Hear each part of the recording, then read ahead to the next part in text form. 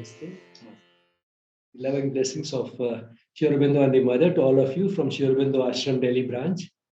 I have with me here today Professor Brij Kothari, who has a rather short but very fascinating journey within his short span of 57 years that he has spent on this planet in this life so far.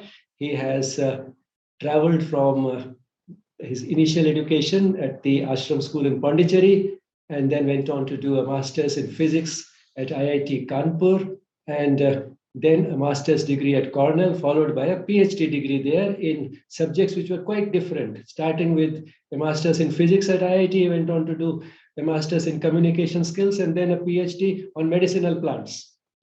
And now he's doing something which seems to be rather different from any of these. He's in a big way into school education.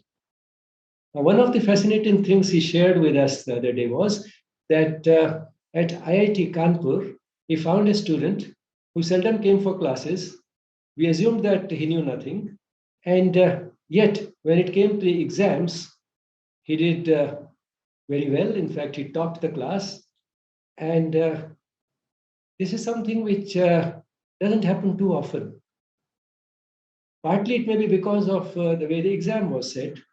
It didn't necessarily require an answer which had been premeditated, and the teacher was satisfied only if the teacher got exactly that answer. Because the student, as Professor Kothari shared, very often would solve problems his way, which was different from the way we had been taught or the professor expected. And yet the professors were understanding enough to give him full marks, and that's how he could top.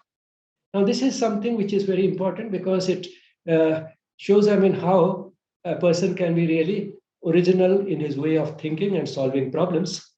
And if we had more people like this student, probably our contribution to the generation of new knowledge would increase enormously.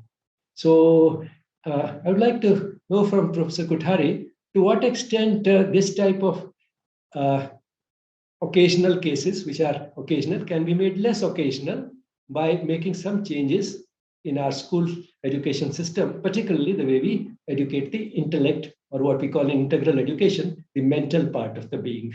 Professor Kothari. I think something that this student demonstrated was creativity. So he was combining both intellectual prowess with creativity. Now, when the two combined, he can solve any problem in his own way. And credit to the faculty that they understood that there are many ways to solve it. And if the same person had solved the problem on a standard exam paper, he would have gotten it as wrong because he didn't solve it in the way that it was expected, right? So I feel that how can we, your question is, how can we have many more such people?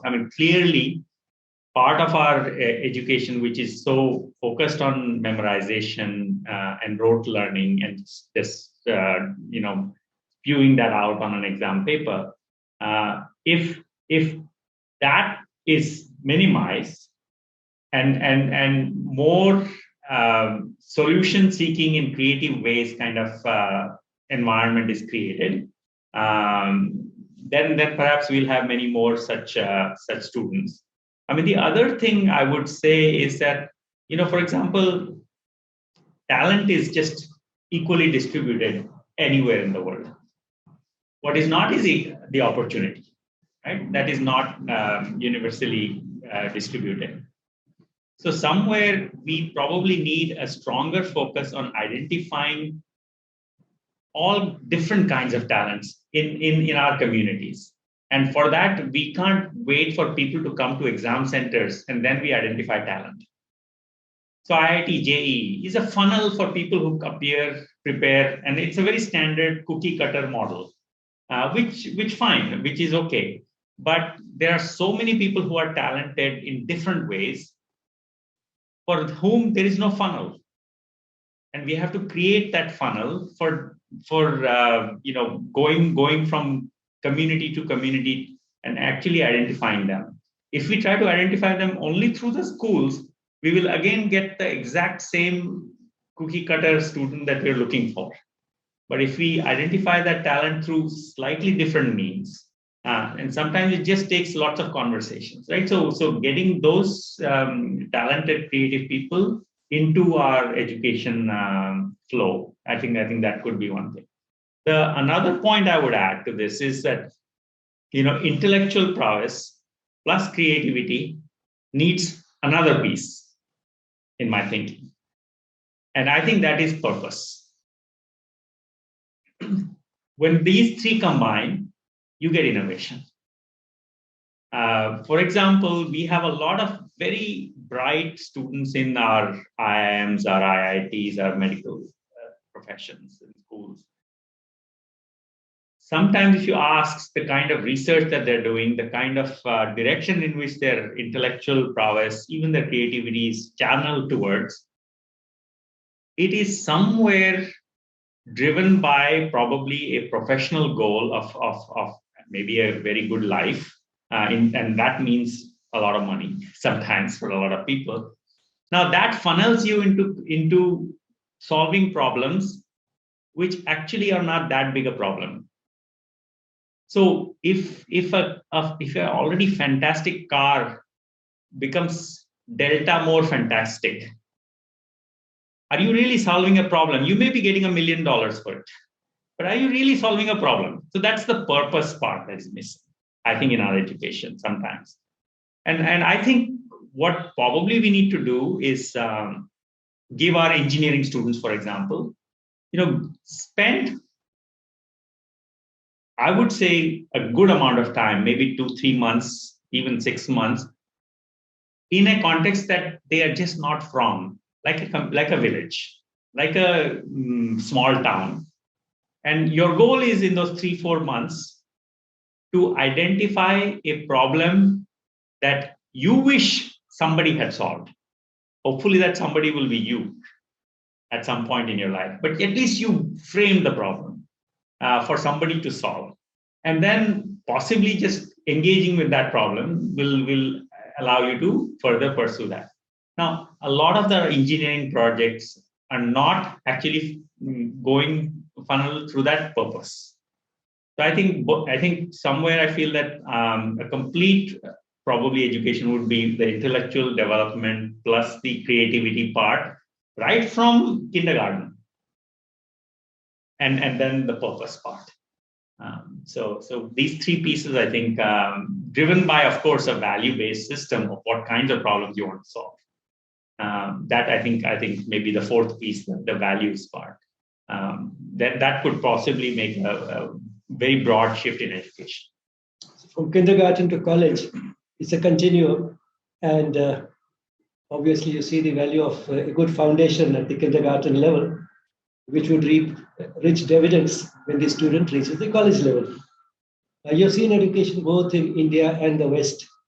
So this vast experience that you now have, would you like to say something more on how we could improve school education, particularly when it comes to education of the intellect, so that we can have more of such people who can solve problems and with a purpose and all the other, beautiful, valuable things that you mentioned about what college education and research in places like the IIT should lead to. It's actually been proven by Nobel laureates even that the earlier you start, the more you will reap later. And all our energy in education and resources, if we can slowly shift more to the early stage. And when I say early stage, I'm actually thinking at birth. Some people might even say before birth, and maybe we need to go there also, right? The mother's health, nutrition, even her own sense of well-being at that stage will have a tremendous impact on the child going forward. Right? If we start thinking further down, upstream sort of, and start there. And then all the energy that we put today, for example, in the Anganwadis, right? It's a very good thing. But what are we doing in the Anganwadis, right? That's the question. Like, are children learning through play? We should not be teaching them letters at that stage, right?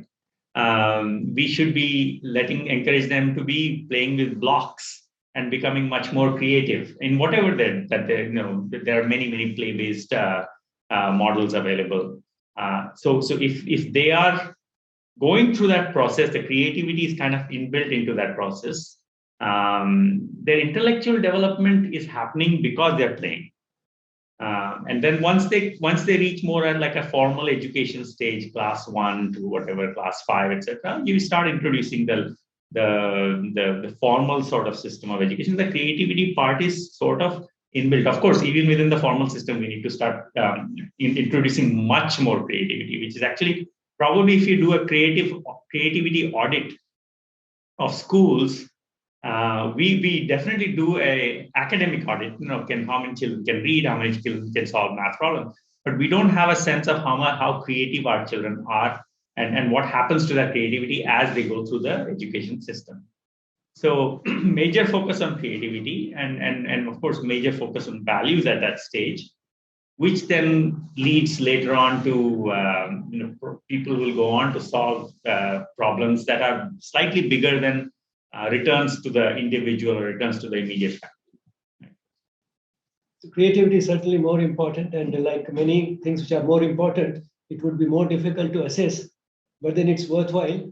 And even if we can't assess creativity adequately, at least we should keep in mind that we reduce our focus and reduce the importance that we give to what we can objectively measure. Yes, and maybe we won't be able to measure accurately to compare one school to another, but if we have that sense that okay, we're constantly encouraging our children to be creative, and maybe every school is benchmarking itself to okay, how are we becoming more creative as a school, as an internal benchmark? Perhaps that could help. Sure, measurement is only a means, not the Yes. end, and it's the end that is more important. Doesn't matter if we are not able to measure it. Yes. It's a very valuable point that you made. Thank you, Professor Kothari. It's been very useful interacting with you, and I'm sure the school education system will move in that more enlightened direction. We have the new education policy, which is also moving in the same direction, and you are playing a role in influencing how it will be implemented in the country. It has been a great pleasure meeting you. Thank you.